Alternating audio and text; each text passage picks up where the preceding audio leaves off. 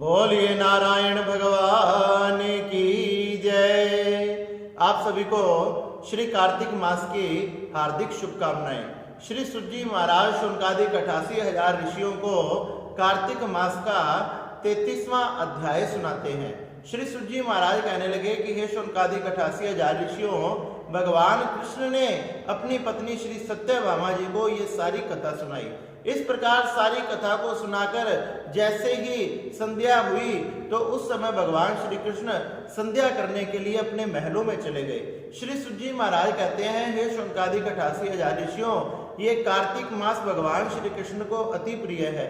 जो कार्तिक मास में तुलसी को सींचता है, उद्यापन करता है, दीपदान करता है तथा भगवान का कीर्तन करता है, भगवान का जागरण करता है, नित्य प्रति भगवान के निमित्त उठकर स्नान आदि करता है, ये सब जो क्रियाएं करता है, कार्तिक मास का उद्यापन करता है, ये क्रियाएं भगवान कृष्ण को, भगवान नारायण को अति प्रिय है।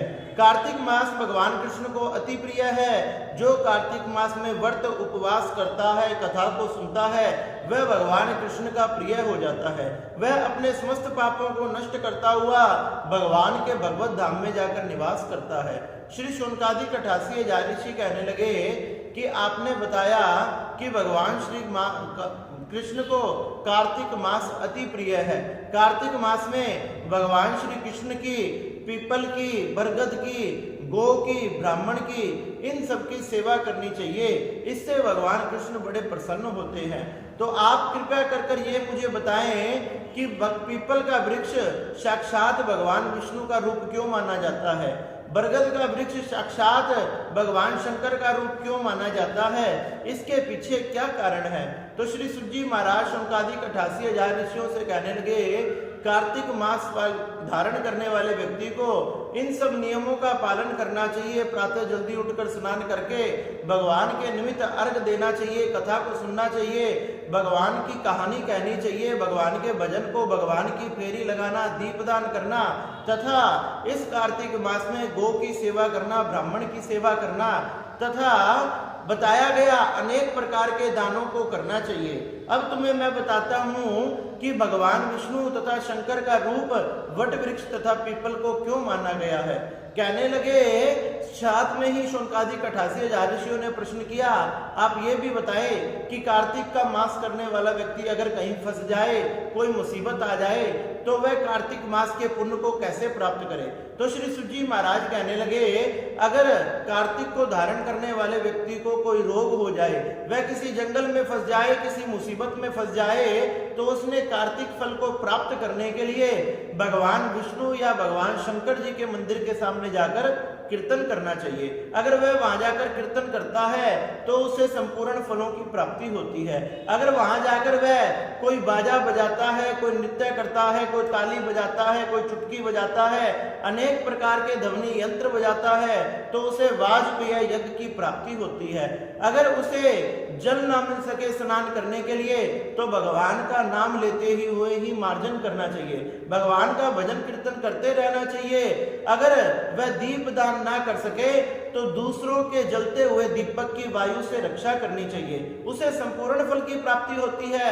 अगर वह किसी प्रकार से भी कार्तिक मास में कथा कहानी आदि को ना सुन सके, कोई दान पुण्य ना कर सके, उद्यापन आदि ना कर सके, तो केवल एक ब्राह्मण को भी संतुष्ट कर देता है, तो उससे भी भगवान नारायण प्रसन्न होते हैं, क्योंकि भगवान नारायण सदा अपने भक्तों के पास निवास करते हैं। एक ब्राह्मण की पूजा करने से, उनको संतुष्ट करने से भी कार्तिक मास के संपूर्ण फलों की प्राप्ति होती है। श्री सुज्जी महाराज शौनकादिक 88,000 ऋषियों से कहने लगे, एक समय भगवान शंकर तथा पार्वती विहार कर रहे थे। देवताओं ने अपनी लीला के लिए अग्नि देवता को ब्राह्मण का रूप बनाकर उनके पास भेज दिया। जैसे ही अग्नि देवता उनके पास गए, बिना कुछ सोचे विचारे ही उनके पास चले गए और उनकी लीला में विघ्न डाल दिया। माँ पार्वती को इससे बड़ा क्रोध आया।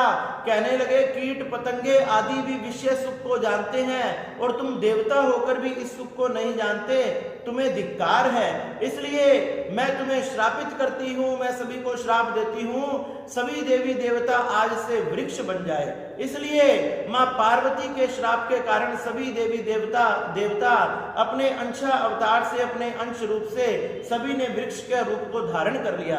भगवान नारायण साक्षात पीपल बने, भगवान श्री ब्रह्मा जी पालाश बने तथा भगवान शंकर वट वृक्ष बने। इस प्रकार से सभी देवी देवता अपने अपने अंशों से वृक्षों का रूप धारण किया तथा भगवान नारायण का पीपल में वास है। पीपल भगवान नारायण का अंशा अवतार है।